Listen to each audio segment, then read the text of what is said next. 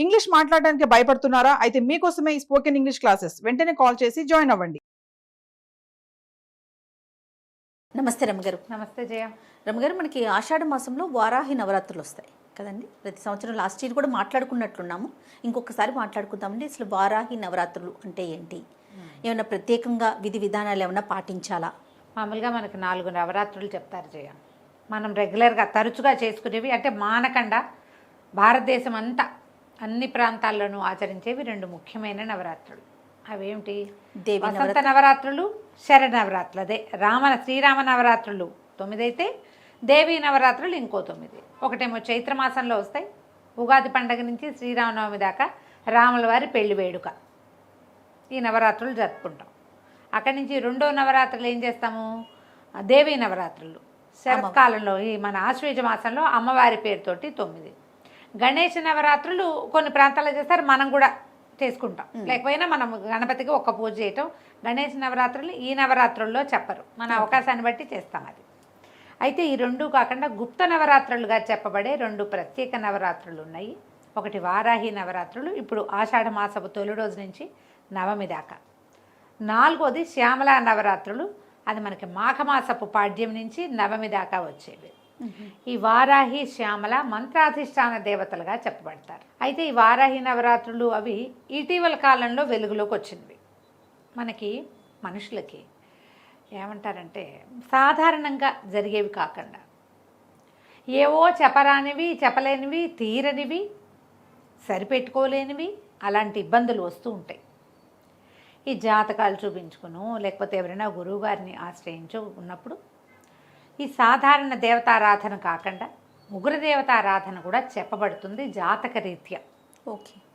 అట్లా రేర్గా అప్పుడప్పుడు ఇది చదువుకోండి అని చెప్పబడే విషయాల్లో దశమహావిద్యలు ప్రత్యేకమైనవి. అలాగే ఈ వారాహి శ్యామల ఇవి మంత్రబోధ ఉండి చేసుకునే వాళ్ళు చెదురుమదురు అక్కడక్కడ కనపడతారు. నార్త్ ఇండియాలో కొంచెం ఎక్కువ కనిపిస్తుంది మనకంటే, ఎందుకంటే వాళ్ళు చండీ పారాయణము అవి చేస్తారు. ఓకే. దసరాల్లో అసలు చండీ పారాయణ అవి మనకు ఉండవు. మనం రోజువారీ అమ్మవారికి ఎంతసేపు అలంకారం చేసుకున్నామా, నైవేద్యం పెట్టామో, ప్రసాదం ఇవాళ రంగు ఏమిటి, వాళ్ళ ప్రసాదం ఏమిటి, వాళ్ళు ఏం పువ్వు సమర్పించాలి, ఇందులోనే ఉండి లలితా సహస్రాలు అవి చదువుకుంటాను తప్ప, లేకపోతే రోజువారీ దేవతకున్న అష్టోత్తరం చదువుకుని సాధారణ పూజ అందరం చేసుకుంటాం. దేవాలయాల్లో విశేషంగా జరిగినా కూడా చండీ పారాయణలు అవి మన ప్రాంతంలో చేయరు, నార్త్లో చేస్తారు. ఓకే. ఈ వారాహి శ్యామల నవరాత్రులు కూడా మనకంటే కూడా బీహారు ఆ వైపు, కాశ్మీర్ వైపు అక్కడ జరుగుతాయట. మనకి తక్కువ, క్రమంగా అది వచ్చింది. ఇప్పుడు ఏంటంటే చిన్న చిన్న వాటికే తీవ్రమైన సమస్యలుగా పరిణమించేయటం, ఏం చేయాలో తెలీదు. రోజువారీ ఎన్ని పూజలు చేసినా సాటిస్ఫాక్షన్ లభించకపోవటం, లేదా సమస్య తీరకపోవటం. అలాంటప్పుడు ఇట్లా ఒక దేవతని ఆరాధించి బోధతోటే, ఇదేం సొంతంగా ఎవరు మొదలు పెట్టుకోరు, ఎవరైనా చెప్తారు గురువు. ఇప్పుడు మనం చెప్పాము, కొంతమంది స్టార్ట్ చేసుకుంటారు. ఇలా కాకుండా, ఇలా ర్యాండమ్గా కాకుండా ప్రత్యేకంగా మీకు ఈ లక్షణం ఉంది, ఈ సమస్య ఉంది, ఇలాంటిది చేస్తే మీ సమస్య తీరుతుంది అని చెప్పే జ్యోతిషవేత్తలు చాలామంది పెద్దవారు ఉన్నారు. ఇటీవల కాలంలో అది పెరిగింది. అందుచేత విరివిగానే మనం శ్యామలా నవరాత్రుల్ని, వారాహి నవరాత్రుల్ని చూస్తున్నాం. ఓకే. యాక్చువల్గా ఆషాఢ మాసం మనకి అమ్మవారి ఆరాధన మన ప్రాంతాల్లో ఉన్నది. ఏం చేస్తాం, తెలంగాణ ప్రాంతంలో అమ్మవారికి బోనాలు సమర్పిస్తారు. ఇది అమ్మవారు పుట్టింటికి వచ్చే కాలంగా భావిస్తారు. ఈ లెక్కతోటి ఇక్కడ జరుపుతాం. దాని సంగతి మళ్ళీ చెప్తాం. ఇప్పుడు మనం వారాహి దగ్గరికి వద్దాం. ఈ వారాహి దేవత సప్తమాతృకలలో ఒకరు. నిరుడు కూడా ఇంచుమించు ఇదే మ్యాటరే చెప్పాం. అవునండి. అయితే ఈ సప్తమాతృకల మాతృక అంటే తల్లి. ఈవిడ ప్రత్యేకంగా మన ఆహారము, మన ఆవాసాన్ని చూస్తుంది వారాహి. మనకి వారాహి అనగానే ఆదివరాహమూర్తి తడుతున్నాడు కదా, ఆ శ్రీమన్నారాయణుడి దశావతారాల్లో ఒకటైనటువంటి ఆదివరాహమూర్తి ఆయన యొక్క స్త్రీ రూపంగా చెప్తారు.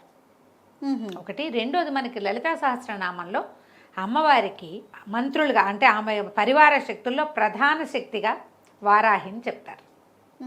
మనం కాంచీపురం కనుక తరచుగా వెళ్ళేవాళ్ళు ఒకసారి వెళ్ళినా గమనించండి, కంచిలో కామాక్షి అమ్మవారికి కుడివైపుగా మనం ఇట్లా నిలబడితే ఇటువైపు కనపడతారు వారాహి అమ్మ కనిపిస్తారు. వారాహి విగ్రహం ఉంది అక్కడ. అక్కడ ప్రత్యేకంగా ఏం పూజ చేస్తారు అనేది వాళ్ళు ఏదో తమిళ్లో చెప్పినా నాకు పెద్దగా అర్థం కాలేదనుకో. కానీ వారాహి అమ్మ దగ్గర తీర్థం పుచ్చుకుంటాం మనం. లోపలికి వెళ్తే మనం బయట నుంచి దర్శనం చేసుకొస్తే బయటికే వెళ్తాం. ఏ అభిషేకానికో డబ్బులు కట్టిన వాళ్ళు అవకాశం ఉండి లోపల అంతరాలయ దర్శనానికి కనుక వెళ్తే వారాహి అమ్మవారితోటి కామాక్షితో పాటుగా యువతల ఆమె లోపల ఉంటారు కదా, పెద్ద తల్లి లోపల ఉంటుంది. అంతరాలయం లోపలే కామాక్షి కూడా కనిపిస్తారు, వారాహి కూడా కనిపిస్తుంది. అదే వారాహిదేవి కూడా కనిపిస్తారు, ప్రత్యేకంగానే కనిపిస్తారు. ఇప్పుడు ఈ వారాహి మనకి అన్నము ఆవాసము ఇస్తుంది. ఈ ఆదివరాహమూర్తి మనకేమిచ్చాడు? ప్రపంచానికి భూమిని ఉద్ధరించాడు. మనం ఏదైనా ఇల్లు వాకిలి కొనుక్కోవాలంటే ఏం చేయాలంటే ఆదివరాహ స్వామిని కొలుస్తాం. వారాహిని కొలిసినా మనకు అది లభిస్తుంది. ఆహారము ఆవాసము, మనం ఇల్లు కావాలన్నా తిండి అంటే మనకి తరతరాలుకి సరిపడే అంత మనకి ఇది కావాలన్నా కూడా పంటలు పాడి పంటలు వ్యవహారాల్లో ఆహారం అంటే పంటలే కదా. అవునవును. వీటికి సంబంధించి వారాహిని ఆరాధిస్తే మంచి అవకాశం లభిస్తుంది. ఆడపిల్లలు అత్తారిళ్లలో కుదురుకోలేకుండా ఉంటారు, వాళ్ళకి కూడా వారాహి పనిచేస్తుంది. ఈ అమ్మవారిని ప్రత్యేక ఆరాధన విషయాలు ఎలా ఉన్నా సరే ఇప్పుడు మనం అవన్నీ చేయలేం. సింపుల్ ఆరాధన చెప్తాను, నేను కూడా చేసేదే. ఈ ఆషాఢ శుద్ధ పాడ్యమి రోజున మీకు కుదిరితే ఏదైనా ఒక చిన్న ఫోటో పెట్టుకోండి. ఫోటో పెట్టుకోకపోయినా పర్వాలేదు, దొరికితే పెట్టుకోవచ్చు. దొరికితే చిన్న ఫోటో పెట్టుకోండి, పసుపు బొట్టు గంధము బొట్టు పెట్టండి, దీపారాధన చేయండి. వారాహికి సంబంధించిన బోలెడన్ని స్తోత్రాలు దొరుకుతున్నాయి. రోజువారీ పూజలోనే ఆమె కోసం ఆ స్తోత్రం చదువుకోండి. ఈ 10 రోజులు ఒక నియమం పెట్టుకోండి. 10 అంటున్నా కానీ 9 రోజులు ఒక నియమం ఉంచుకోండి. 9 రోజులు మీరు వెజిటేరియన్స్ అయితే ఒక పొద్దో, లేకపోతే ఉల్లిపాయ వెల్లుల్లిపాయ తినకపోవటము, ఓకే, తెల్లవారే దీపం పెట్టడము, ఇవన్నీ అని చెప్పట్లేదమ్మా. అన్నీ చేయగలిగితే మహత్తరంగా ఉంటుంది. ఏదో ఒక నియమం పెట్టుకోండి. ఈ 9 రోజులు ప్రత్యేక పూజా విధానం ఉంది కదా, 9 రోజులు నియమం పెట్టుకోండి. ప్రతిరోజు అన్న నివేదన, ఇది ఒక నియమం. ప్రతిరోజు పానకము పెసరపప్పు వడపప్పు నానబెట్టి పెట్టడము, రోజు ఒక కొబ్బరికాయ కొట్టడము, రోజు ఒక ముత్తైదువుకి బొట్టు పెట్టి తాంబూలం ఇవ్వటం. అమ్మవారి పేరుకి ఒక తాంబూలాన్ని సమర్పించి ఆ తాంబూలాన్ని సాయంకాలం లోపల ఎవరైనా ఒక ముత్తైదువుకి బొట్టు పెట్టి ఇవ్వటం. రోజు ఒకరికే ఇచ్చినా పర్వాలేదమ్మా, ఏం తప్పులేదు. ఓకే, ఇలాగా. అక్కడి నుంచి ఇవి ద్వాదశ నామావళి ఉంది. వారాహి ద్వాదశ నామావళి చాలా సింపుల్గా మనకి స్తోత్ర నిధి వాటిలలో దొరికేస్తుంది. సింపుల్గా ఉంటుంది. చిన్న స్తోత్రం కూడా ద్వాదశ నామ స్తోత్రము లభిస్తుంది, ద్వాదశ నామావళి లభిస్తుంది. ఒక పెద్ద గంట సేపు చేయలేకపోయినా కూడా ఇలా చేసుకోవచ్చు. చాలా సింపుల్, అది చదువుకోండి. ఓకే. అమ్మవారికి కుంకుమ ఇంతంత పోసేయకండి, ఒక్క చిటిక కుంకుమ పట్టుకుని ఇట్లా పట్టుకోవటం. మీ స్తోత్రం పూర్తయ్యాక అది సమర్పించి దండం పెట్టుకోండి. మీరు వండే అన్నం, మీరు పెట్టే భోజన ఖర్చుతో భోజనం ఎంత అన్నం పెడతారో దానికి ఈ పూజకి సరిపోతుంది. బాగా చేయదలుచుకుంటే ఇంకా మీ ఇష్టం. మీరు ప్రతిరోజు చాలామందికి భోజనం పెడతా, ఇంతంత ప్రసాదం ఉండి అందరికీ పెడతానంటే అవన్నీ మీ ఇష్టం. అన్న నివేదన చాలా మంచిది. అమ్మవారికి పానకము వడపప్పు పెట్టుకోవచ్చు, ఏవైనా ఫలాలు నివేదించుకోవచ్చు. 2 పూటలా చేయగలిగితే కూడా మంచిదే. అదే స్తోత్రం 9 రోజులు చేసుకోండి. ఇట్లా ఏది ఏమైనా మన శక్తి మేర, ఇంకంతే మన శక్తి మేర చేసుకోవటము. కాకపోతే ఏంటంటే ఎప్పుడైనా సరే మనము 9 రోజులు దీక్షగా ఏదైనా ఒక విషయం పూజించదలుచుకున్నామంటే నియమం పెట్టుకోవటం చాలా మంచిది. అవసరం అంటల్లా నేను, మంచిది. నియమాలు పెట్టుకుని చేయగలిగే వాళ్ళు వాళ్ళ దారిని వాళ్ళు చేసుకుంటారు. ఇదేదో బాగుంటుందిట చేద్దాము అని అనిపిస్తే చేసుకోండి. 9 రోజులు దీపం పెట్టడము, రోజు మామూలుగా రోజువారీ దీపం పెట్టే అలవాట్లేదు, ఈ 9 డేస్ పెట్టండి. పొద్దున్నే చేసేసేయండి, సాయంకాలం కూడా దీపం పెట్టండి. సాయంత్రం దీపం అలవాటు లేని వాళ్ళు 2 పూట్లా పెట్టే దీపం పెడతానన్న నియమం కూడా పెట్టుకోవచ్చు. మీరు చెయ్యగలిగే నియమాన్ని పెట్టుకుని ఖచ్చితంగా దాన్ని పాటించండి. మీకు వారాహితో పాటు ఆమెను మీ కొలవాలన్న మీ దృక్పథం ఉంది కదా, అది మీకు ఎనర్జీ కింద ఫామ్ అవుతుంది. ఎప్పుడు ఇంతే పద్ధతి. దేనికైనా మన దసరా నవరాత్రుల్లో కూడా అంతే పెద్దగా చేయగలుగుతాం, చేయలేము. దేవాలయ సందర్శనం కూడా చేయొచ్చు. మనకి సమీపంలో వారాహి దేవాలయాలు తక్కువే కనపడతాయి. అవునండి కదా. నేను వారాహి దేవాలయాన్ని ఎక్కడ చూశానంటే రామకృష్ణాపురంలో, ఆర్కేపురం అంటే ఇక్కడ దిల్సుఖ్ నగర్ అవి దాటాక, కావాలంటే మ్యాప్లో చూడండి. 2 పీఠాలు ఉన్నాయి పక్క పక్కనే. వారాహి ప్రత్యంగిర పక్క పక్కనే ఉన్న దేవస్థానం ఒకటి.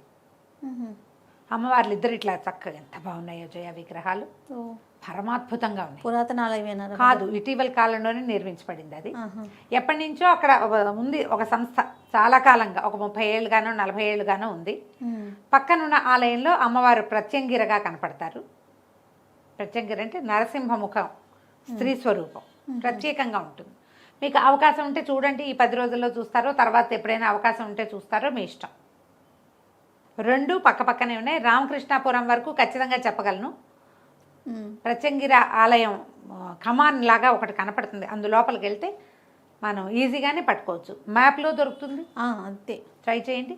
2 సంస్థలు పక్క పక్కనే ఉన్నాయి. 2 చోట్ల విశేషమైన అర్చన ఉంది, అద్భుతమైన దర్శనాలు ఉన్నాయి. చాలా బాగుంది. చిన్న చిన్నవి ఇవి, చూడ్డానికి చాలా బాగుంది. ఇంకా ఎక్కడైనా మీ ఇంటి చుట్టుపక్కల పురాతన ఆలయాల్లో ఎక్కడైనా వారాహి స్వరూపం అమ్మవారి దేవాలయాల్లో ఉంటే కనుక, ఇంకొక వారాహి దేవాలయం ఎక్కడ చూశానంటే నేను, ఇది హెచ్ఎంటీ ఆఫీసర్స్ కాలనీ సికింద్రాబాద్, అక్కడ కూడా ఒక మఠం వారి ఆధ్వర్యంలో సింహవారాహి అమ్మవారు ఇంత ఉన్నారు. చాలా బాగుంది. చిట్టి దేవాలయమే కానీ అమ్మవారు మంచి కళగా చాలా పవర్ఫుల్గా కనపడ్డారు. అక్కడ ఏవో హోమాలు అవి జరుగుతాయి. ఇప్పుడు నేను చెప్పిన ఇక్కడ కూడా రామకృష్ణాపురంలో కూడా హోమాలు అవి విశేషంగా జరుగుతాయి. అవకాశం ఉంటే చూడండి, ఏం లేదు. మీరు చేయదలుచుకుంటే ఈ 9 రోజుల్లో ఏదో ఒక్క రోజైనా చేసుకోండి. పాజిటివ్ ఎనర్జీ, అంతకంటే ఏం లేదు. ఇంక మనకి మంచిది. జాతక దోషాలు ఏమైనా ఉంటే, పిల్లలకి పెళ్ళిళ్ళు కాకపోయినా, ఆడపిల్లలు అత్తవారిళ్లలో ఇబ్బంది పడుతున్నా, అబ్బాయిలు అత్తవారిళ్లలో ఇబ్బంది పడుతున్నా చేసుకోవచ్చు.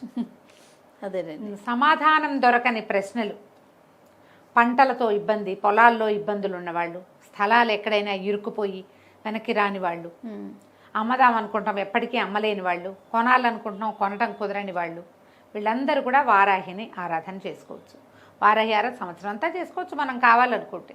ఈ ప్రత్యేకమైన దినాలన్నప్పుడు, ఇలాంటప్పుడు అమ్మవారి అనుగ్రహం బాగుంటుంది కాబట్టి ఎక్కువ ఉంటుంది కదా, అందుకని అవకాశం ఉన్నవాళ్ళు చక్కగా చేసుకోండి. ఇది ఉగ్రదేవతారాధనగా భావించద్దు. మామూలు మనం చేసుకునే ఈ చిన్న పూజ సాధారణ దేవతారాధన కిందే వస్తుంది. ఓకే, మనం ఏం చేయటం లేదు. మనం ఏం చేస్తాం, అమ్మవారికి ఒక అష్టోత్తరమో, ఒక చిన్న స్తోత్రమో, ద్వాదశనామావళి ఏదైనా ఒకటి చదువుకుంటాం. మామూలుగా మన ఇళ్లలో నవరాత్రుల పూజల్లో ఏం పెట్టుకుంటామో, నివేదన పాయసాన్నం చేయొచ్చు, రోజు పులిహోర చేసి పెట్టచ్చు, రోజు పాయసాన్నం చేసి పెట్టచ్చు, రోజు పులగం చేయొచ్చు, అన్నం మీద కాస్త నెయ్యి వేసి చిన్న బెల్లం ముక్కేసి నివేదన చేయొచ్చు, పనికొస్తుంది. ఓకే, మీరు అవకాశం ఉంటే తప్పకుండా చేసుకోండి. వారాహి అమ్మవారి అనుగ్రహాన్ని పొందండి. తప్పకుండా రమ్మగారు. నమస్తే. నమస్తే జయ.